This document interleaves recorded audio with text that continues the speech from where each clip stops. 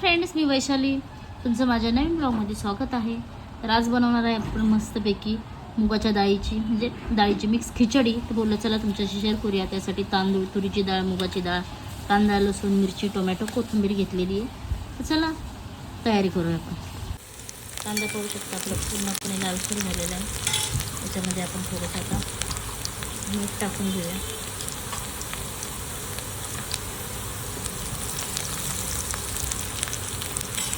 आणि टोमॅटो टाकून घेऊया बारीक चिरलेला.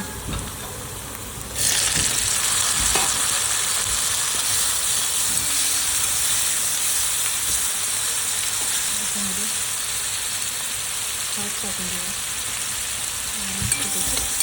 मिक्स करून घेऊया.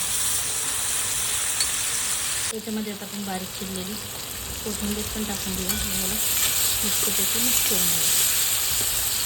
टोमॅटो पण असं बारीक सॉफ्ट हो झालेला करू शकतो. तर त्याच्यामध्ये आपण घेतलेले डाळ तांदूळ टाकून घेऊया. त्याला आपण व्यवस्थित मिक्स करून घेऊया.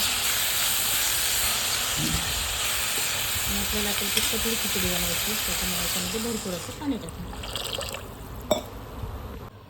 त्याच्यामध्ये अजून पाणी ॲड करूया. तसं डाळ तांदूळ व्यवस्थित शिजलं त्याच्यावरती आपण आता झाकण ठेवून देऊया. तर याच्यावरती आपण झाकण ठेवून देऊया, म्हणजे कसं आपल्या पटकन खिचडी तयार होईल. चला आपली खिचडी तयार झाली की पाहू शकता मस्तपैकी आपली खिचडी तयार झालेली आहे. एकदम आपल्याला हवी तशी. त्याच्यावरती मस्तपैकी आता आपण कोथिंबीर टाकूया.